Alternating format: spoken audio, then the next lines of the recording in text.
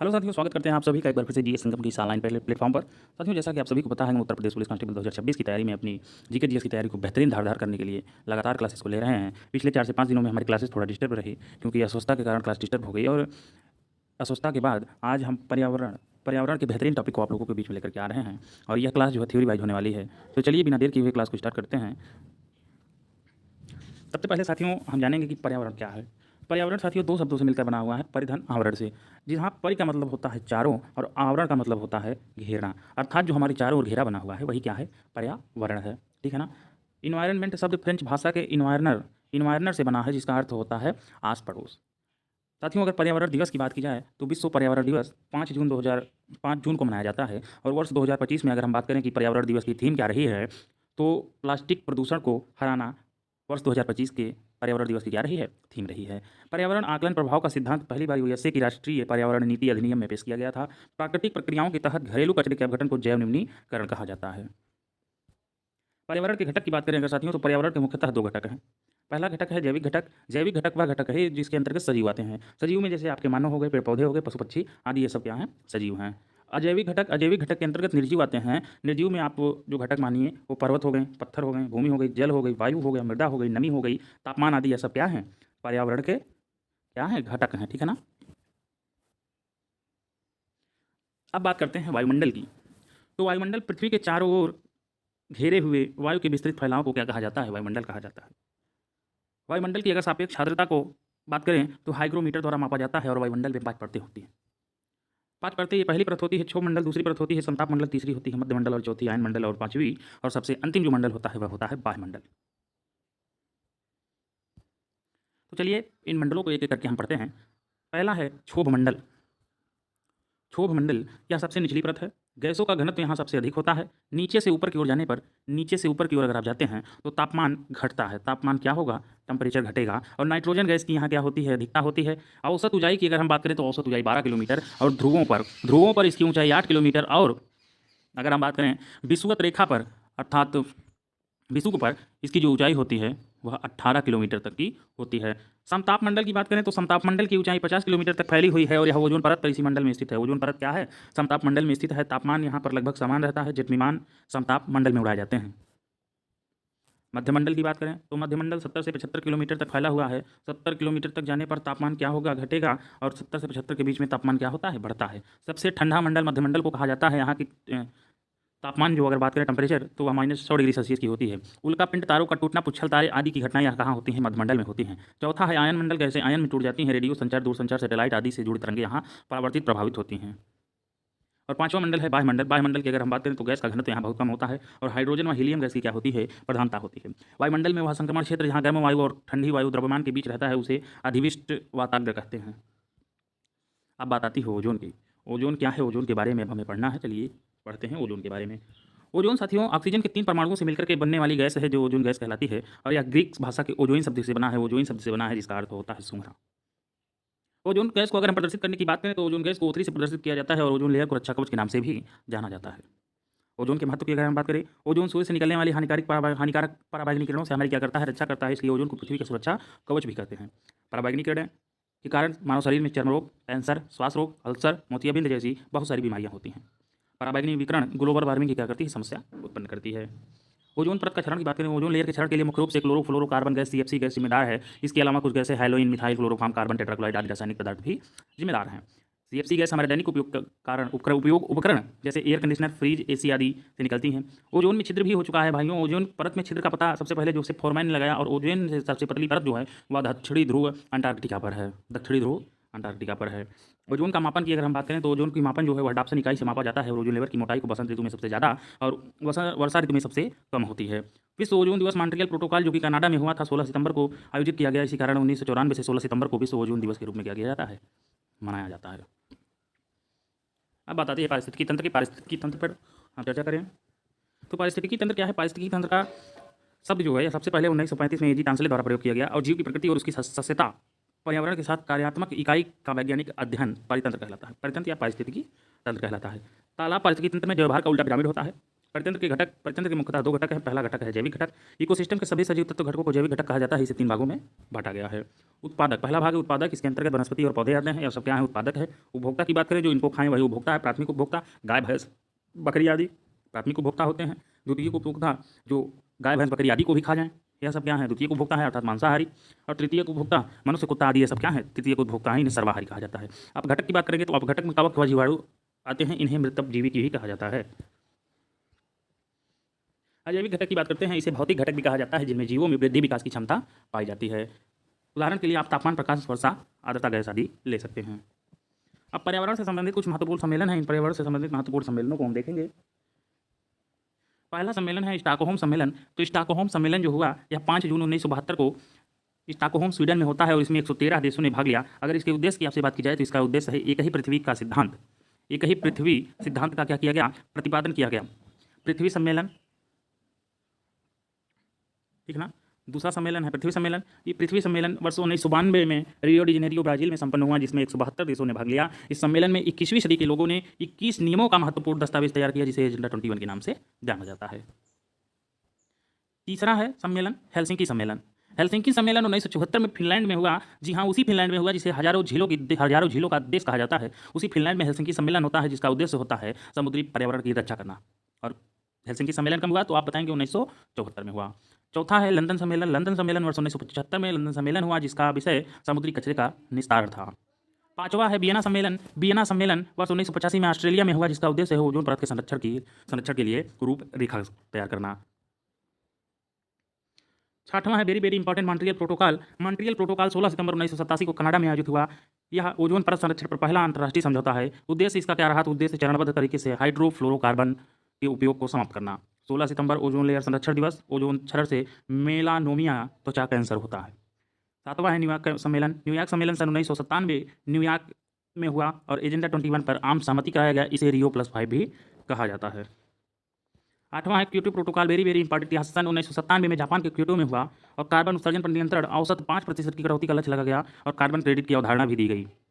Johannesburg, जिसे रियो +10 सम्मेलन के नाम से भी जाना जाता है, वर्ष 2002 में दक्षिण अफ्रीका जोहान्सबर्ग में हुआ। सर्वप्रथम सतत विकास पर जोर देने की बात, गरीबी उन्मूलन के लिए वैश्विक कोष की स्थापना, इसे रियो +10 द्वितीय पृथ्वी सम्मेलन भी कहा जाता है।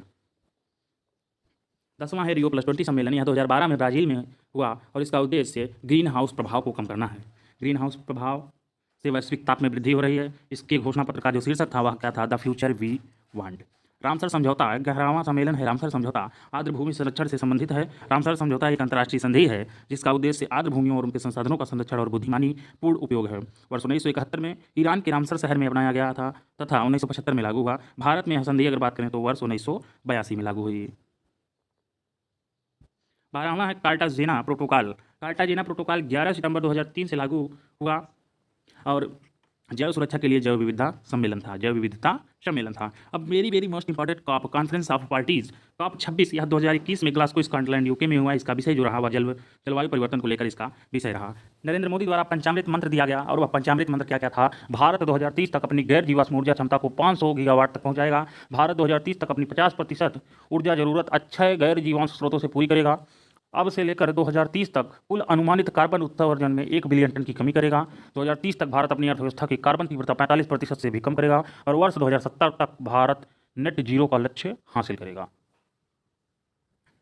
14वां है कॉप 27 सम्मेलन। यह 2022 में शर्म अल शेख मिस्र में हुआ। इसमें mangrove alliance for climate MAC launch कर दिया गया और भारतीय राष्ट्रीय हरित हाइड्रोजन मिशन के उद्देश्यों को शामिल किया गया। भारत सरकार ने 4 जनवरी 2023 को 19,744 करोड़ की लागत से राष्ट्रीय हरित हाइड्रोजन मिशन को मंजूरी दी और इसका लक्ष्य था 2032 तक परमाणु क्षमता में 3 गुना वृद्धि करना और जैव ईंधन के उपयोग में वृद्धि और पेट्रोल में 20% एथेनॉल का सम्मिश्रण करेगा। कॉप 28 2023 में दुबई में हुआ और इसमें 197 देशों के प्रतिनिधियों ने ग्लोबल वार्मिंग को रोकने के लिए अपने पहलों को प्रस्तुत किया।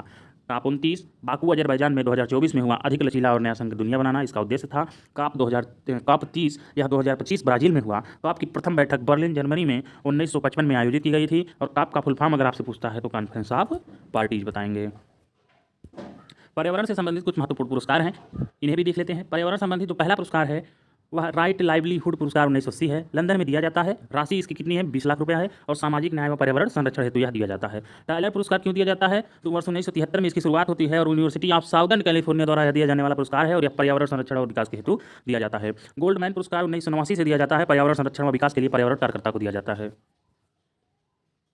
इसके बाद गोल्डन पांडा पुरस्कार 1982 से दिया जाता है, इसे ग्रीन ऑस्कर भी कहा जाता है। वर्ल्ड लाइफ कंजर्वेशन सोसाइटी द्वारा प्रदान किया जाता है और यह पर्यावरण संरक्षण और विकास के लिए दिया जाता है। चिपको आंदोलन, प्रमुख पर्यावरण आंदोलन जो है चिपको आंदोलन, पहला आंदोलन 1973 से 1974 का बीच का है और चमोली उत्तराखंड में यह आंदोलन संपन्न कराया गया था। नेतृत्वकर्ता की अगर हम बात करें तो नेतृत्वकर्ता में सुंदरलाल बहुगुणा, चंडी प्रसाद भट्ट, गौरा देवी और सुंदरलाल बहुगुणा को 2009 में पद्म विभूषण से भी सम्मानित किया गया था। दूसरा है अप्पिको आंदोलन, वर्ष 1983 कर्नाटक में हुआ, नेतृत्व इसका पांडुरंग हेगड़े ने किया और उद्देश्य पर्यावरण संरक्षण के लिए। नर्मदा बचाओ आंदोलन 1985 में मध्य प्रदेश से गुजरात तक, नेतृत्व इसका मेधा पाटेकर, बाबा आमटे और अरुंधति रॉय ने किया। सरदार सरोवर बांध के विरोध में नर्मदा बचाओ आंदोलन हुआ था। मैती आंदोलन वर्ष 1999, उत्तराखंड, नेतृत्व इसका कल्याण सिंह रावत ने किया। वृक्षों को लगाकर पर्यावरण को संतुलित बनाए रखना इसका उद्देश्य था। अब पर्यावरण से संबंधित कुछ महत्वपूर्ण संगठन हैं।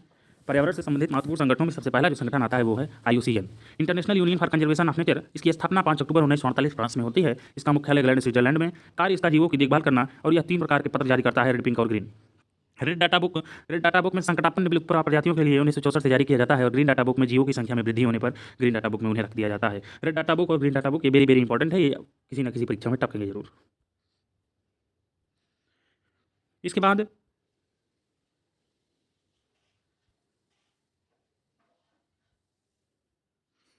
विश्व वन्य जीव कोष WWF, विश्व वन्य जीव कोष, इसकी स्थापना 29 अप्रैल 1961 को ग्लांड, स्विट्जरलैंड में हुई। इसका प्रतीक पांडा था और जीवों की देखरेख करना तथा उनके लिए वित्तीय सहायता प्रदान करना इसका क्या था? प्रमुख उद्देश्य था। बात आती है CPCB की, सेंट्रल पॉल्यूशन कंट्रोल बोर्ड की, तो इसकी स्थापना वर्ष 1974 में की गई।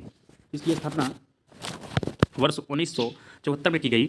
यह भारत सरकार के पर्यावरण, वन और जलवायु परिवर्तन मंत्रालय के अंतर्गत एक वैधानिक संगठन है। इसका उद्देश्य जलवायु और भूमि प्रदूषण की रोकथाम और नियंत्रण के लिए नियम और दिशा निर्देश तैयार करना और उनका पालन सुनिश्चित करना है। साथियों, एक संस्था और आती है इसी बीच में, यूनेप, जिसे हम और आप यूनेप नाम से जानते हैं।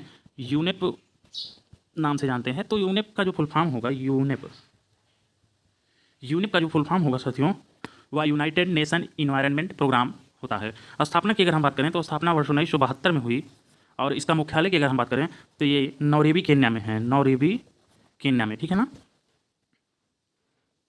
5वां है सीटेस, साइट्स या सीटेस जो भी आप कह लीजिए, convention on international trade in endangered species of world fauna and flora के बारे में। यह समझौता अमेरिका के वाशिंगटन में वर्ष 1973 में किया गया, इसलिए इसे वाशिंगटन समझौते के नाम से भी जाना जाता है। यह जैव विविधता का संरक्षण करने वाली विश्व की सबसे बड़ी समझौता है और 1 जुलाई 1975 से लागू किया गया तथा इसमें 1976 में शामिल हुआ। भारत इसमें कब शामिल हुआ? 1976 में। उद्देश्य इसके क्या कहते हैं तो यह सुनिश्चित करता है कि वन्य जीव और पौधों के नमूनों का अंतर्राष्ट्रीय व्यापार उन प्रजातियों के अस्तित्व को खतरे में न डाले। दूसरा है अंतर्राष्ट्रीय व्यापार को विनियमित या प्रतिबंधित करके पौधों और जानवरों की आबादी को कम होने से बचाना। अब कुछ इंपॉर्टेंट फैक्ट एक छूट रहा है, traffic, trade record analysis and flora and fauna. यह वन्य जीव कोष WWF और अंतर्राष्ट्रीय प्रकृति संरक्षण संघ IUCN के एक संयुक्त कार्यक्रम है। इसकी स्थापना की अगर हम बात करें तो वर्ष 1976 में इसकी स्थापना होती है और मुख्यालय इसका कैम्ब्रिज, इंग्लैंड में है। इसका उद्देश्य यह सुनिश्चित करना है कि वन्य पौधों और पशुओं का व्यापार प्रकृति संरक्षण के लिए खतरा न हो। इंपॉर्टेंट फैक्ट के बारे में कुछ जानते हैं। पर्यावरण संरक्षण अधिनियम, ये सीधे प्रश्न यहाँ से बनते हैं। पर्यावरण संरक्षण अधिनियम वर्ष 1986 में आया। वन्य जीव सुरक्षा अधिनियम वर्ष 1972 में आया। वायु प्रदूषण अधिनियम वर्ष 1981 में आया। जल प्रदूषण की रोकथाम और नियंत्रण अधिनियम वर्ष 1974 में आया। वन अधिकार अधिनियम 2006 में आया। ध्वनि प्रदूषण विनियम और नियंत्रण नियम 2000 में आया। और इसी के यह जो है पर्यावरण संरक्षण अधिनियम 1986 द्वारा विनियमित किया जाता है। रेगुलेटर इसका कौन है? पर्यावरण संरक्षण अधिनियम 1986, ध्वनि प्रदूषण का, ठीक ना। और भारत केंद्रीय चिड़ियाघर प्राधिकरण वर्ष 1992 में आया। कुछ अतिरिक्त तथ्य भी है। ब्रिटिश भारत में प्रथम इंपीरियल सेंटर फॉरेस्ट का स्कूल का शुभारंभ देहरादून में किया गया है। 1869 में प्रथम वन महानिरीक्षक डाइटरिच ब्रेंटिस थे। तापमान असामान्य वर्षों के कारण बदल रहा है। तापमान असामान्य वर्षा के कारण, असामान्य नहीं होगा भैया, यहाँ कुछ और था, रुक जाइए 1 मिनट में बता रहा हूँ क्या था। यहाँ जानते हैं UPP की परीक्षा में एक प्रश्न पूछा गया था, ताजमहल का रंग क्यों बदला जा रहा है। ये टाइपिंग एरर है। तो ताजमहल का रंग क्यों बदलता जा रहा है? तो ताजमहल का जो रंग है वो अम्लीय वर्षा के कारण बदल रहा है, ठीक है। ये चीज़ था यहाँ। जुगाली करते हुए पशुओं के मुंह से व धान के खेतों तथा दलदली भूमि से मीथेन CH4 गैस निकलती है, मीथेन गैस निकलती है। ठीक है। उपाधियां हैं कुछ, इन उपाधियों पर भी ध्यान दे लेंगे। उपाधियां waterman of India doctor Rajendra Prasad को, birdman of India doctor Salim Ali, forest man of India Jadav Payeng को, dolphin man of India Ravindra Kumar Sinha, tiger man of India Kailash Sankhala, frogman of India Satyabhama Das Biju, moon man of India Mylswamy Annadurai, missile man of India doctor APJ Abdul Kalam, rocket man of India K Sivan को कहा जाता है। Rocket man of India Ritu Karidhal, milk man of India doctor Verghese Kurien, iron man of India Chewang Norphel, drone man of India Milind Rao, Van Mahotsav के जनक के मुंशी, भारतीय पारिस्थितिकी के जनक रामदेव मिश्रा। महत्वपूर्ण दिवसों की बात करते हैं तो विश्व जैव विविधता दिवस 22 मई, इंटरनेशनल ओजोन डे अंतर्राष्ट्रीय ओजोन दिवस 16 सितंबर को, इंटरनेशनल अर्थ डे 22 अप्रैल को, अंतर्राष्ट्रीय बाघ दिवस 29 जुलाई को, विश्व वानिकी दिवस 21 मार्च को और पर्यावरण दिवस 5 जून प्रथम बार 1974 में मनाया गया। ठीक है। कुछ प्रमुख पर्यावरणीय इको मार्क्स। एक मार्क क्या है? खाद्यान्न गुणवत्ता से संबंधित है। इको मार्क पर्यावरण गुणवत्ता से संबंधित है। हाल मार्क जो है या स्वर्ण आभूषणों की गुणवत्ता से संबंधित है। रोग मार्क कालीन उत्पादन में बाल श्रम का अनुपयोग है। और ग्रीन मफलर का संबंध ध्वनि प्रदूषण से है। यह प्रश्न सीधा डायरेक्ट इस समय मिल रहा है। प्रदूषण से होने वाली बीमारियां, मिनीमाता रोग पारा की अधिकता से मिनीमाता रोग होता है, कैडमियम से इटाई रोग होता है, ब्लू बेबी सिंड्रोम नाइट्रोट से, ब्लैक फुट आर्सेनिक से तंत्रिका संबंधी रोग सीसा के कारण होता है।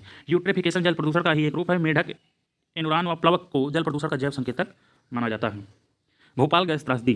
भोपाल गैस त्रासदी 3 दिसंबर वर्ष 1984 को यूनियन कार्बाइड फैक्ट्री में मिथाइल आइसोसाइनेट MIC के रिसाव से हुई थी। उपनाम या संज्ञाएं। पर्यावरण का नन्हा वृक्ष यूकेलिप्टस को कहा जाता है। जड़ी बूटियों की रानी तुलसी को, जल का आतंक जलकुंभी को, पृथ्वी का फेफड़ा अमेजन वर्षावन को। चेरनोबिल परमाणु दुर्घटना या परमाणु दुर्घटना जो यूक्रेन के उत्तरी नगर प्रियप्यत के पास 26 अप्रैल 1986 को चेरनोबिल परमाणु ऊर्जा संयंत्र के चौथे रिएक्टर में हुए थे। ग्रीन हाउस गैसें।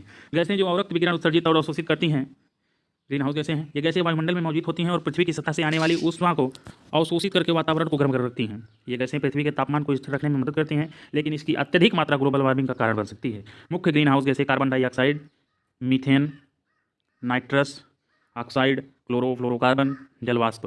पर्यावरण के अनुकूलन परियोजनाओं के लिए वित्तीय ऋण या निवेश को ग्रीन फाइनेंस हरित वित्त कहा जाता है। और साथियों, अगर आप हमारे टेलीग्राम चैनल को ज्वाइन करना चाहते हैं तो दिए गए QR को स्कैन करके आप टेलीग्राम चैनल को ज्वाइन करिए। UPP के स्पेशल टॉपिक्स के नोट आपको यहीं पर मिलने वाले हैं। तब तक के लिए धन्यवाद। मिलते हैं आप सभी से अगले क्लास में।